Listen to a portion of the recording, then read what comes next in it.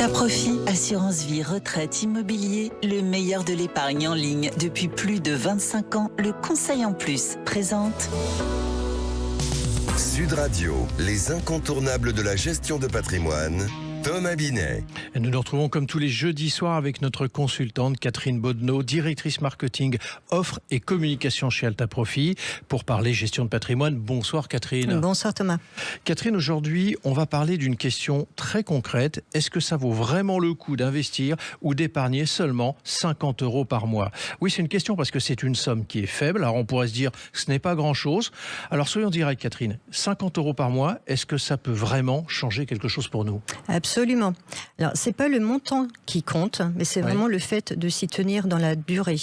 Et la régularité est plus importante finalement que la somme de départ. Avec 50 € par mois, vous pouvez vous constituer un vrai capital solide grâce à ce qu'on appelle les intérêts composés. Alors, on aime bien donner des exemples dans ce rendez-vous. Est-ce que vous avez un exemple concret à nous proposer? Alors, on va imaginer donc que vous placez 50 € par mois pendant 20 ans. Donc, si on ne prend aucun rendement en considération, vous avez mis de côté 12 000 €. Oui, Calcul. Maintenant, on va ajouter un peu de rendement. À 2% par an, donc c'est un placement extrêmement prudent, vos 50 € par mois deviennent 14 700 €. Si on met un peu plus de rendement à 5%, on est sur un portefeuille équilibré. Vous allez arriver à environ 20 000 €. Et si vous prenez un petit peu de risque que vous exposez aux actions, on va dire que vous faites 7% par an, vous allez dépasser les 25 000 € en 20 ans avec vos 50 € par mois. Alors si je comprends bien ce que vous nous expliquez, ça veut dire que le rendement va jouer un rôle énorme dans cette situation, mais ça veut dire qu'il faut aussi beaucoup de temps. Exactement. Et plus on commence tôt, et plus l'effet boule de neige va être fort. Si je reprends mon exemple, donc vos 50 € par mois pendant 20 ans, placé à 5%, je prends l'exemple médian. Donc on a dit que vous alliez arriver à 20 000 € au bout de 20 ans. En fait, si vous doublez cette durée, vous n'allez pas doubler vos gains, vous allez faire x6, puisque votre capital au bout de 40 ans sera de plus de 75 000 €.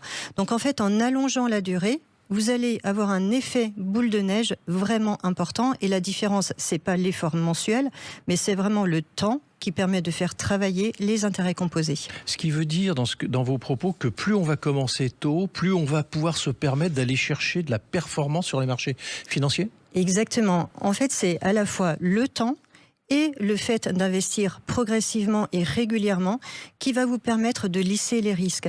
Donc sur 20 ans, 30 ans et plus, les fluctuations de marché vont être absorbées et la tendance de long terme, elle est positive. Et donc ça vous donne la possibilité d'aller vous exposer à des placements un peu plus dynamiques. On pense au PEA, le plan épargne en action, ou en assurance vie en unité de compte, et donc d'aller chercher un rendement qui sera meilleur. Et c'est là que l'effet boule de neige devient vraiment fort. Mais alors du coup, fiscalement, est-ce que ça va changer quelque chose?